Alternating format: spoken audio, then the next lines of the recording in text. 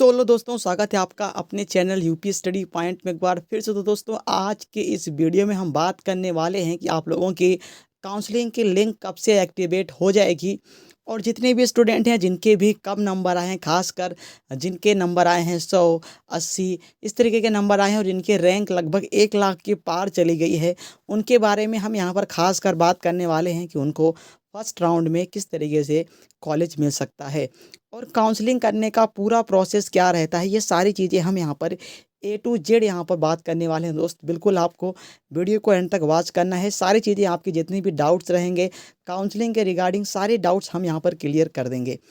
तो चलिए स्टार्ट करते हैं बिना टाइम को वेस्ट किए। अगर इससे पहले चैनल पर नए हैं तो सब्सक्राइब कर लेंगे। साथ ही साथ आपके लिए एक व्हाट्सएप ग्रुप बना रखा है जो कि काउंसलिंग के लिए ही है। आप ज्वाइन करना चाहें तो डिस्क्रिप्शन में लिंक दे दिया गया है, वहाँ से आप ज्वाइन कर सकते हैं। चलिए स्टार्ट करते हैं। सबसे पहली बात यहाँ पर मैं आपको बता दूं, सबसे पहले दोस्तों आप लोगों का एक शेड्यूल बना जाता है। 1 से लेके 5 राउंड तक की काउंसलिंग का पूरा शेड्यूल होता है। जी हाँ दोस्त, 1 से लेके 5 राउंड तक की काउंसलिंग का पूरा शेड्यूल होता है। सबसे पहले रजिस्ट्रेशन का एक प्रोसेस होता है, आप लोगों को रजिस्ट्रेशन करवाया जाता है। रजिस्ट्रेशन में क्या प्रोसेस रहता है दोस्त? सबसे पहले आप लोगों को अपने रजिस्ट्रेशन में अपना नाम, अपने फादर का नाम, माता का नाम, डेट ऑफ बर्थ, ये सारी चीज़ें आप फिल करेंगे। और दोस्त इसमें सबसे ज़्यादा प्रोसेस में ये गलती आप लोग करते हैं कि आप अपने फादर का नाम आधार कार्ड के हिसाब से भर देते हो। फिर वहाँ पे आप जाते हो, बोलते हो कि सर मेरे 10th के मार्कशीट में और मेरे मतलब कि आधार कार्ड में दोनों में मिसमैच है मेरे फादर का नाम। तो डॉक्यूमेंट वेरिफिकेशन में प्रॉब्लम होता है। हमेशा याद रखिएगा कि जब भी आप अपना काउंसलिंग करें, जब भी रजिस्ट्रेशन करने का प्रोसेस स्टार्ट हो, आप अपने नाम या फिर फादर के नेम को आधार कार्ड के हिसाब से ना फिल करके कम से कम आपको अपने क्लास 10th के मार्कशीट के हिसाब से ही फिल करना है। ये चीज़ें आपको ध्यान रखनी है।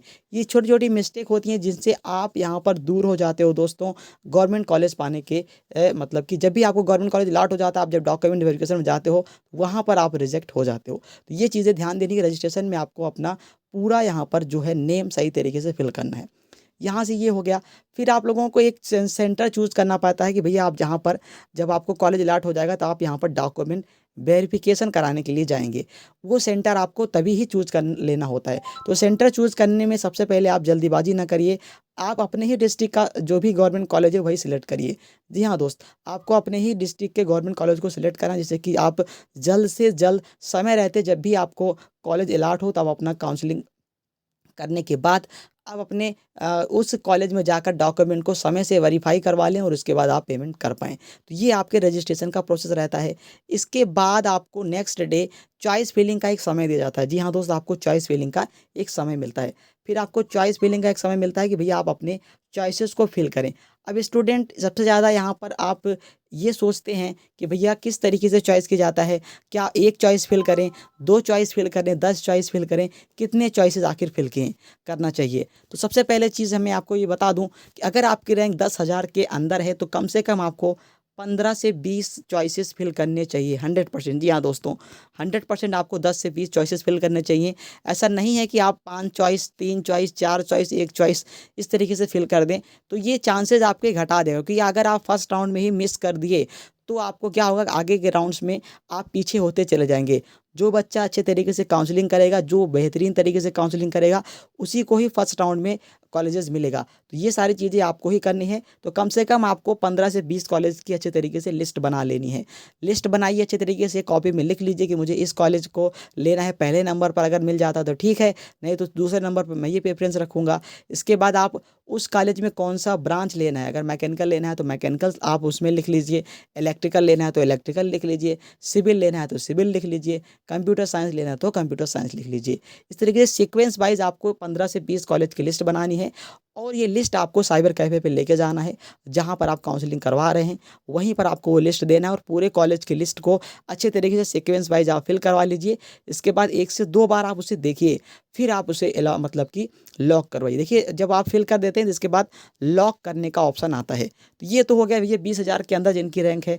जिनके अंदर 50,000, जिनकी रैंक 50,000 के अंदर है उनको कम से कम 30 कॉलेज दोस्तों फिल करने चाहिए। जी हाँ दोस्त, कम से कम आपको 30 कॉलेज फिल करने चाहिए अगर आपकी रैंक 50,000 के अंदर है। अगर आपकी रैंक 1 लाख तक है तो आपको कम से कम 30 से 40 कॉलेज फिल 100% करने चाहिए। 30 से 40 कॉलेज फिल करेंगे तो कोई ना कोई कॉलेज ज़रूर से मिलेगा आपको। ये बिल्कुल से लापरवाही नहीं करिए कि आपकी रैंक है 80,000 90,000 और आप 10 कॉलेज फ़िल कर रहे हो, आप 8 कॉलेज फ़िल कर रहे हो, तो आप तो भूल जाइए भाई, आपको कोई भी कॉलेज नहीं मिल पाएगा। क्योंकि हो सकता है कि जो कॉलेज आपने फ़िल किया है, वो आपसे अच्छी रैंक वाला कॉलेज, वही कॉलेज फ़िल किया हो, वही ब्रांच फ़िल किया हो, तो आपको क्यों देगा? ये आपको दिमाग में रखना है। तो नेक्स्ट प्रोसेस होता है चॉइस फिलिंग का। इसके बाद जब चॉइस फिल आप कर लेते हो तो चॉइस लॉक किया जाता है। तो लॉक करने के टाइम आपको पासवर्ड फिलअप करना होता है, जो कि आपने रजिस्ट्रेशन के समय बनाया होता है, वही आपको फिलअप करना होता है। तो ये हो गया लॉक होने का। इसके बाद दोस्तों आप लोगों का सीट अलॉटमेंट रिजल्ट आता है। फिर रिजल्ट आ जाता है दोस्त, रिजल्ट आता है तो आप चेक करते हो, अगर आपको कॉलेज अलॉट हुआ होता है तो उसमें 2 ऑप्शन दिखाई देता है। एक ऑप्शन दिखाई देता है फ्रिज का, एक उसी में ऑप्शन लिखा रहता है फ्लॉट का। अब फ्रिज एंड फ्लॉट क्या होता है? तो फ्रिज भैया, फ्रिज वह होता है, अगर आपको जो कॉलेज दिखाई दे रहा है वही कॉलेज आप लेना चाहते हो तो आपको फ्रिज करना है। जैसे ही फ्रिज करोगे आपका अलॉटमेंट लेटर डाउनलोड हो जाएगा और वो डॉक्यूमेंट के साथ आपको ले जाके डॉक्यूमेंट वेरिफिकेशन करवाना पड़ेगा। लेकिन अगर आपको वो कॉलेज नहीं पसंद है तो आपको फ्लॉट का ऑप्शन चूज़ करना पड़ेगा, और फ्लॉट का ऑप्शन जैसे ही चूज़ करेंगे आपको 3250 रुपये पेमेंट करने का ऑप्शन दिखाई देगा। फिर आपको वो पेमेंट्स कर देना है। अब ऐसा नहीं है कि अगर आप पेमेंट कर देते हो तो आपका पैसा कहीं चला जाएगा, आपका पैसा कहीं नहीं जाएगा। अगले राउंड में जब आप प्रतिभाग करोगे और जैसे ही कोई कॉलेज अलॉट होगा और जब आप एडमिशन के लिए वो कॉलेज लेके जाओगे तो आपका 3250 रुपये वहाँ से माइनस हो जाएगा। ये आप यहाँ पर 100% समझ लीजिए। तो ये हो जाएगा आपके फ्रिज एंड फ्लॉट का प्रोसेस। अब आप डॉक्यूमेंट वेरिफिकेशन कराओगे, उसके बाद आपको कॉलेज दोस्तों मिल जाएगा 100%। आप जाके एडमिशन करवा लोगे, एडमिशन करवाने के बाद अपने कॉलेज को रेगुलर बेसिस पे जा सकते हो। तो ये होती है काउंसलिंग की पूरी प्रोसेस, जो कि मैंने आपको स्टेप बाय स्टेप समझाया। अब आपको मैंने ये भी बताया कि अगर आपकी रैंक कितनी है तो आप क्या कर सकते हो। अब यहाँ पर बात करते हैं कि जिनकी रैंक कम है उनके लिए क्या प्रोसेस है। देखिए दोस्त, अगर आपकी रैंक 1 लाख से ज़्यादा है, सॉरी, जिनकी रैंक ज़्यादा है उनके बारे में हम यहाँ पर बात करेंगे, जिनके खासकर नंबर कम आए हैं। अब जिन आपके नंबर कम है, आपकी रैंक ज़्यादा है, 1 लाख से ज़्यादा रैंक है, तो भैया अगर आपको मैं यहाँ पर 3 ब्रांच बता रहा हूँ, अगर आपको इन ब्रांच में कोई ब्रांच पसंद है तो बस आपको वही ब्रांच के कॉलेजेस सेलेक्ट करना स्टार्ट कर देना है। इलेक्ट्रिकल का को छोड़कर इलेक्ट्रॉनिक आपको सिलेक्ट करना, सॉरी, इलेक्ट्रॉनिक आपको यहाँ पर मैं बता रहा हूँ एक ब्रांच जो कि है इलेक्ट्रॉनिक। इलेक्ट्रॉनिक आप यहाँ पर सिलेक्ट करिए। केमिकल इंजीनियरिंग आप ले सकते हैं, केमिकल इंजीनियरिंग, जो कि इस टाइम काफ़ी स्कोप है इसका। इसके बाद आप टेक्सटाइल इंजीनियरिंग ले सकते हैं। ये 3 ब्रांच आप पहले अपने कॉपी में नोट कर लीजिए।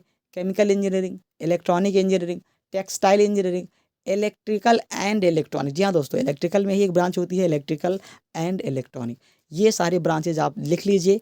और अब आप यहाँ पर इन ब्रांच से रिलेट जितनी भी कॉलेजेस हैं उनको फिलअप करना स्टार्ट कर दीजिए। क्योंकि आपकी रैंक 1 लाख से ज़्यादा है, इसलिए आपको कम से कम 50 से लेके 60 कॉलेज के आसपास आपको फिल करना होगा। जी हाँ दोस्त, कम से कम आपको 50 से लेके 60 कॉलेज फिल करना होगा। ये जो ट्रिक मैं आपको बता रहा हूँ दोस्त, अगर आप फॉलो करेंगे 110% गारंटी के साथ आपको कॉलेज मिलेगा, कोई आपको रोक नहीं पाएगा। क्योंकि मैं लगभग 3 सालों से दोस्तों काउंसलिंग करवा रहा हूँ और जितने भी लोगों को मैंने गाइडेंस दिया है सभी स्टूडेंट को दोस्तों कॉलेज मिला ही मिला है। तो अगर आपकी रैंक इतनी ज़्यादा है तो आपको जो ब्रांच मैं बता रहा हूँ इलेक्ट्रॉनिक, उसके बाद केमिकल, टेक्सटाइल इंजीनियरिंग, ये सारी ब्रांचेज अगर आप ट्राई करते हैं 100% मिलेगा। क्योंकि अगर आप इलेक्ट्रिकल, मैकेनिकल और यहाँ पर सिविल के पीछे भागेंगे तो भैया आपका पूरा राउंड ख़त्म हो जाएगा, लेकिन आपको कॉलेज नहीं मिल पाएगा। हाँ, मैकेनिकल में एक ब्रांच आप ट्राई कर सकते हो जो कि है मेंटेनेंस। मैकेनिकल में ही एक ब्रांच होती है मेंटेनेंस, अगर आप ये ट्राई करना चाहो तो कर सकते हो। बाकी ये आपको टॉप ब्रांचेस नहीं मिल पाएंगी। कोई भी बताए आपको कि भैया आप फिल करते रहिए मिल जाएगा मिल जाएगा, ऐसा बिल्कुल से नहीं होगा। आपके सारे राउंड्स खत्म हो जाएंगे लेकिन आपको कोई भी कॉलेज नहीं मिलेगा। तो जिनके नंबर बहुत ही कम हैं और रैंक ज़्यादा है उनको यही ट्रिक लगानी है कि आपको ये 3 ब्रांच मैंने बता दिया, केमिकल, टेक्सटाइल और यहाँ पर इलेक्ट्रॉनिक, इनके ही कॉलेजेस की लिस्ट बनानी है, वो भी 50 से 60। और जैसे ही आप इन लिस्ट को बनाते हो 100% गारंटी के साथ दोस्त आपको कॉलेज मिलेगा ही मिलेगा। तो ये चीज़ें आपको करनी है दोस्त, जिससे कि आपको आराम से कॉलेज मिल जाए। बाकी परेशान नहीं होना है। अभी आपके काउंसलिंग स्टार्ट नहीं हुआ, लिंक कब से एक्टिवेट होगा। तो लिंक के बारे में अगर हम बात करें तो दोस्त लिंक आपका लगभग यहाँ पर 1 जुलाई के बाद ही एक्टिवेट हो पाएगा, क्योंकि अभी कोई भी शेड्यूल बनाया नहीं गया है। जैसे ही शेड्यूल बनाया जाएगा, शेड्यूल ऑफिशियल साइट पर अपडेट किया जाएगा कि आपकी काउंसलिंग इस डेट से स्टार्ट हो रही है, आप सभी तैयार हो जाइए, तो तब आप आराम से अपनी काउंसलिंग कर पाएंगे। तो जैसे ही होगा मैं आपको तुरंत इन्फॉर्मेशन दूंगा इस चैनल पर, तो आप चैनल को सब्सक्राइब कर लेंगे। बाकी अगर आप नए हैं तो भैया सब्सक्राइब जरूर से कर लीजिए और टेलीग्राम चैनल को ज्वाइन कर लीजिए, डिस्क्रिप्शन में लिंक है। कोई भी जानकारी चाहिए आप हमें व्हाट्सअप कर सकते हैं ये मेरा व्हाट्सअप नंबर है 6390236012। व्हाट्सअप करिए, इस पे फ्री ऑफ कॉस्ट आपको सारी सुविधाएं दी जाएंगी, कोई भी पेमेंट करने का ज़रूरत नहीं है। चलिए दोस्त, मिलेंगे नेक्स्ट लाइव स्ट्रीम में, तब तक के लिए जय हिंद, वंदे मातरम।